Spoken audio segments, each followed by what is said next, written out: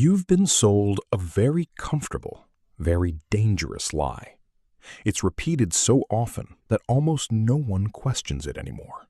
They repeat it in schools, in job interviews, in offices, and at family dinner tables. And it goes like this. Your destiny, your income, and your freedom are decided by what you do between 9 in the morning and 5 in the afternoon. They tell you, work hard for those 8 hours, please the right manager, hit your targets, climb the ladder, and one day you'll be rewarded. Money, peace, freedom.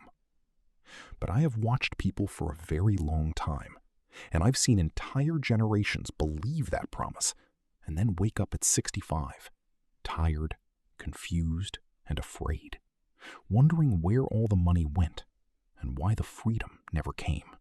Here is the brutal truth the system does not want you to understand. Those 8 hours, from 9 to 5, do not belong to you. You are renting them out. You're trading them just to survive, to pay the rent, to buy food, to keep the lights on. Those 8 hours will keep you alive, but they will never make you rich. Your real wealth, your real freedom, and the entire trajectory of your life are decided by something else entirely. They're decided by what you choose to do between 6 in the evening and midnight. And tonight, I'll show you exactly why those 6 hours decide everything. By the end of this video, you will never look at your evenings the same way again. Think about your evening. You walk in the door around 6. You're physically tired, yes, but that's not really it. You're mentally drained. You've spent 8 hours solving someone else's problems and building someone else's dream. And now, the couch is calling you. The screen of your phone promises an easy escape. The endless feed offers a quick, cheap hit of pleasure. Psychologists have a name for what most people do next. They call it revenge bedtime procrastination. You feel that other people controlled your entire day, so you take revenge. Staying up late, consuming mindless content, eating junk food, shutting your brain off. You're trying to win back a feeling of freedom by doing absolutely nothing. But this is not freedom. This is an anesthetic. You're numbing the pain of a life that doesn't belong to you. And in that exact moment, you hand over to strangers the only hours of the entire day that are actually yours. I want you to understand one thing. Rich people and ordinary people are not separated by what happens from 9 to 5. At work, they often do the very same things. They're separated by what happens after 6. The average person treats the evening as time to recover from work. The wealthy person treats the evening as time to build a way out of that work. And that difference, repeated day after day, year after year, eventually pulls 2 lives in completely opposite directions. But before I show you what to do, you need to understand what you're up against, because you have an invisible enemy, and that enemy has a name. I call it the dopamine tax. Here's how it works.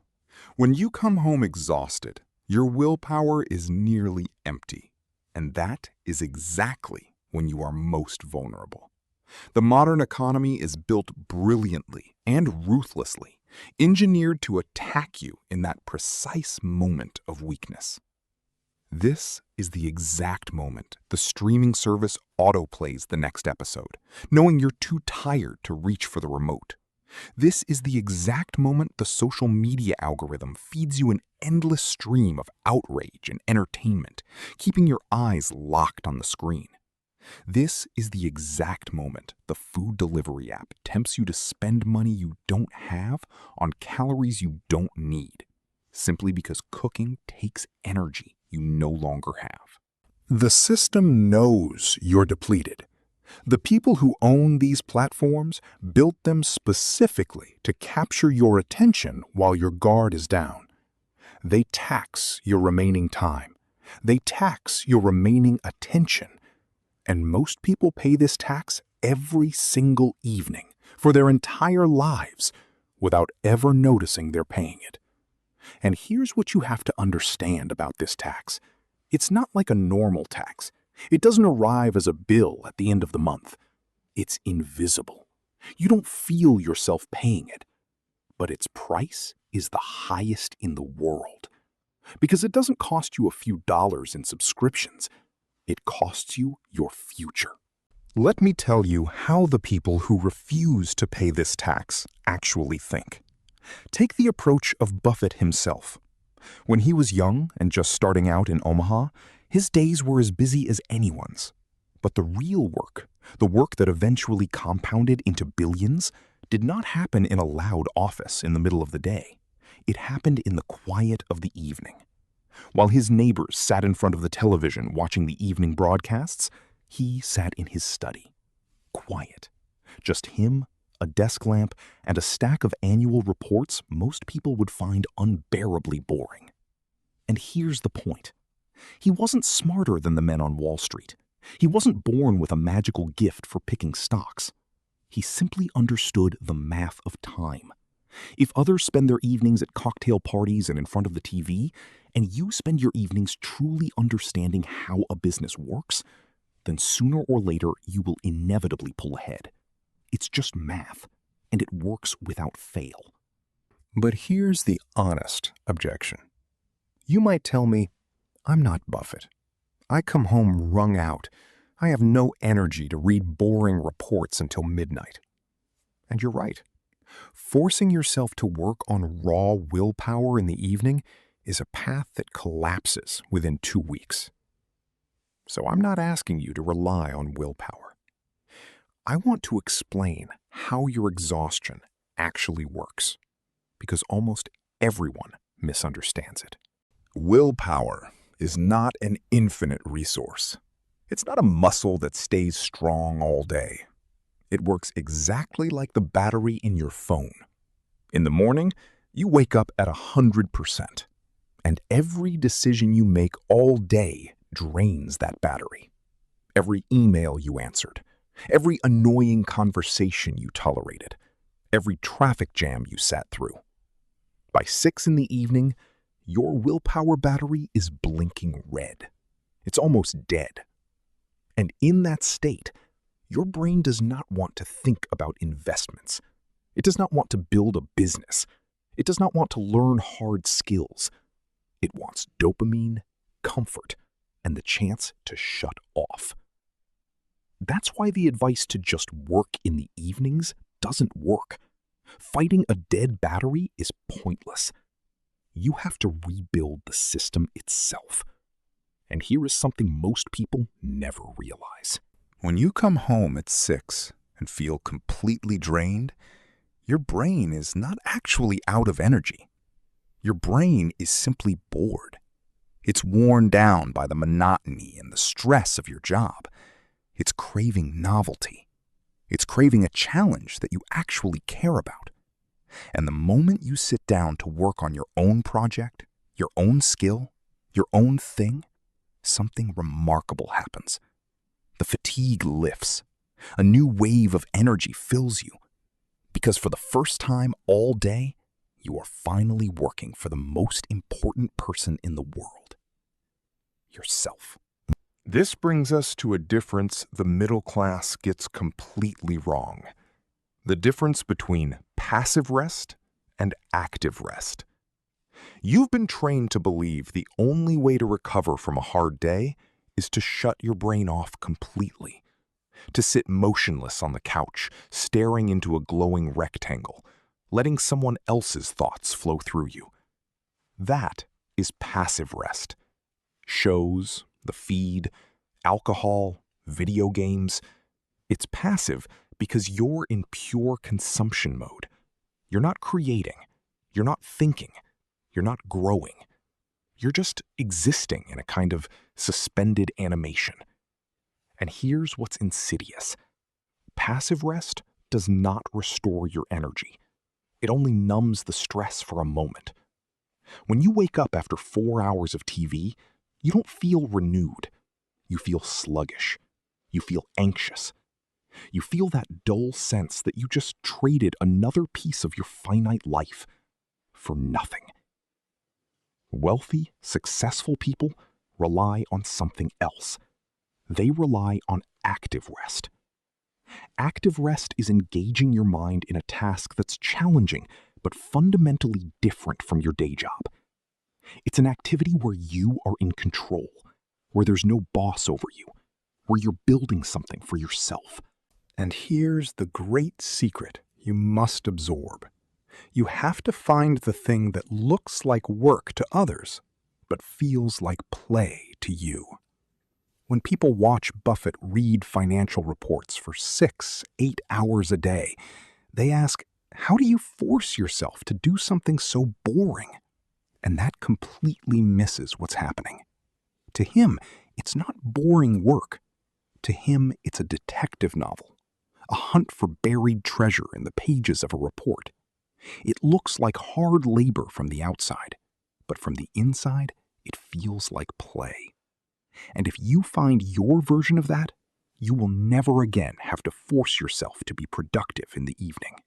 Now, let's talk about what to actually do with those hours, because just sitting in an empty room staring at the wall won't make you rich either. And here, the poor and the middle class make the same mistake.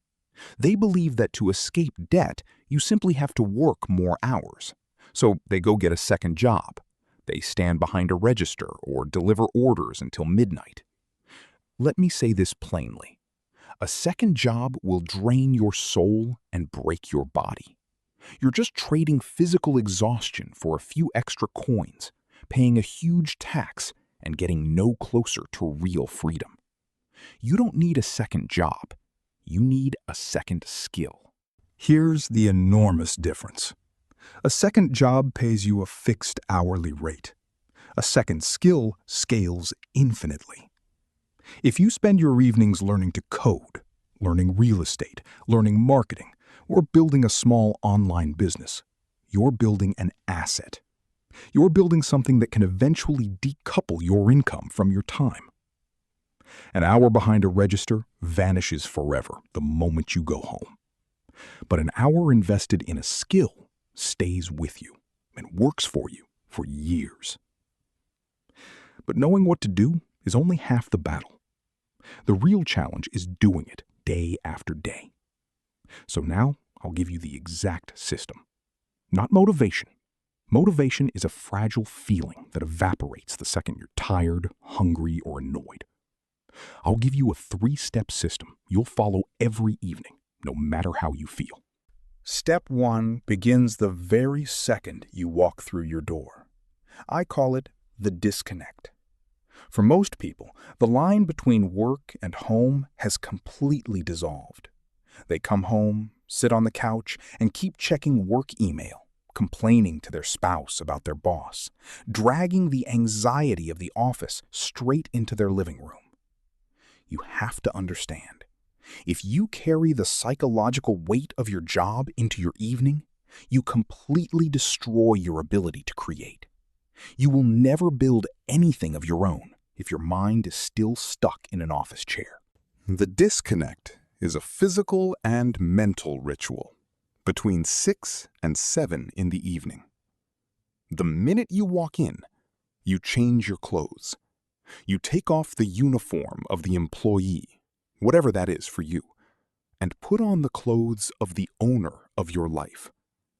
You put the work phone in a drawer and don't look at it until morning. You don't complain about your day. You spend 30 minutes on a real dinner and take a short walk to clear your head. This hour is a buffer zone.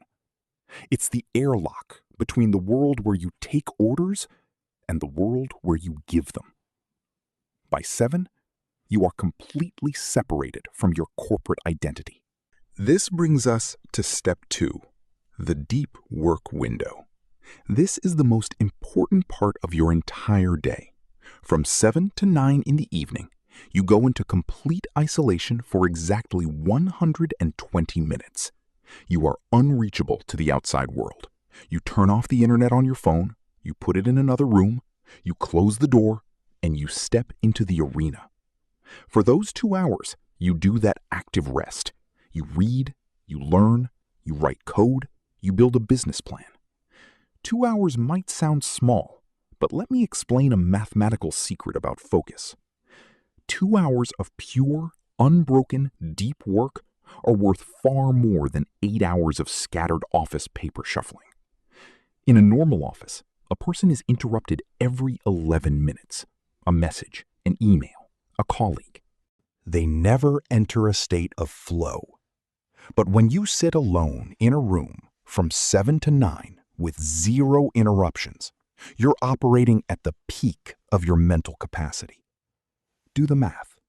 If you do this 5 days a week, you accumulate 10 hours of deep work every week. That's 500 hours of elite-level work every year. While your peers spend 500 hours watching fictional lives on a screen, you spend 500 hours building your own intellectual capital. In 3 years, the gap in skill, knowledge, and money between you and them will be so large that from the outside it will look like you have some unfair advantage. And you will. Your unfair advantage was the deep work window. After those 2 hours, you'll feel tired too, but it'll be a different kind of tired. A satisfying, victorious exhaustion. The exhaustion of a builder, not the exhaustion of a servant. But I have to warn you, honestly, about what comes next. Because if you actually start doing this, you'll hit a psychological barrier that stops almost everyone who tries to break out. And it's the hardest part of the entire path. And this brings us to step 3, the final hour of the evening. From 9 to 10, you do the tomorrow setup. Most people fail at life because they wake up in the morning and only then start figuring out what to do. They grab their phone and the world instantly dictates their agenda. Let me say it plainly. If you're deciding what to do only in the morning, you've already lost that day. The morning is for execution. The evening is for strategy. During the tomorrow setup, you write down the 3 most important tasks you must complete. You lay out your clothes, you pack your bag, you put your workspace in perfect order so you don't waste a single second thinking in the morning. You're handing the baton to your future self. When you wake up, you won't have to think. You'll just execute the plan that the smarter, more strategic, evening version of you already built. That's how you remove decision fatigue and start your morning at a full sprint. When you start taking your evenings back, you'll run into a deep sense of loneliness.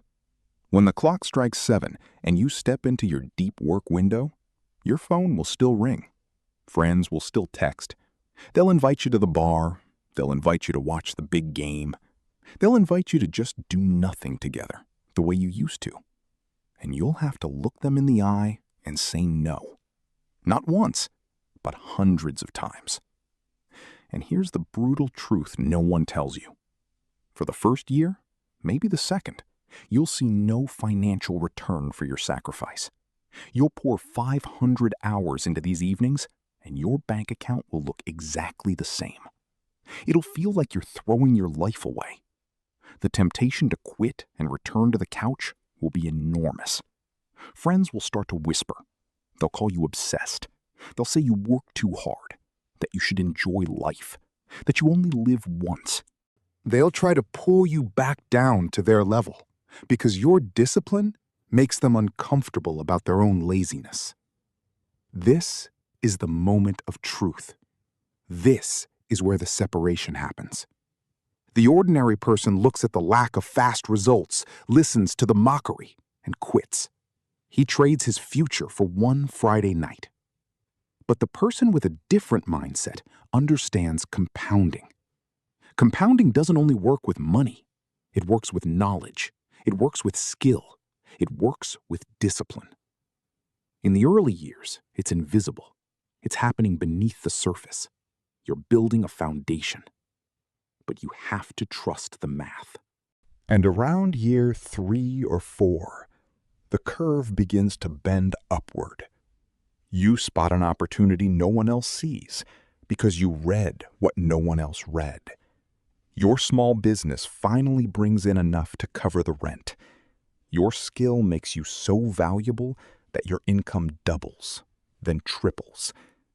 And suddenly, the compounding becomes visible to everyone. And the very same friends who called you obsessed will suddenly call you lucky. They'll say you were just in the right place at the right time. They'll never acknowledge the thousands of quiet, lonely evenings you spent at a desk while they were being entertained. The truth is, the price of freedom is paid in advance. And almost always, it's paid in the dark, when no one is watching. So I want to leave you with one thought. Tonight, when the sun goes down and you walk through your door, stop for a second. Look around. Look at the television. Look at the couch. And ask yourself one very serious question. Who am I working for right now? Am I working for the streaming services? Am I working for the advertisers? Am I working to numb the pain of a life I don't want? Or am I working for my own freedom? The choice is entirely yours. You have the map. You know the traps. The only thing standing between you and the life you want is the decision you make tonight at 6 in the evening. Don't waste it. Don't let them steal your time. Take your evening back. Take your life back. Because time is the only currency you can never earn back.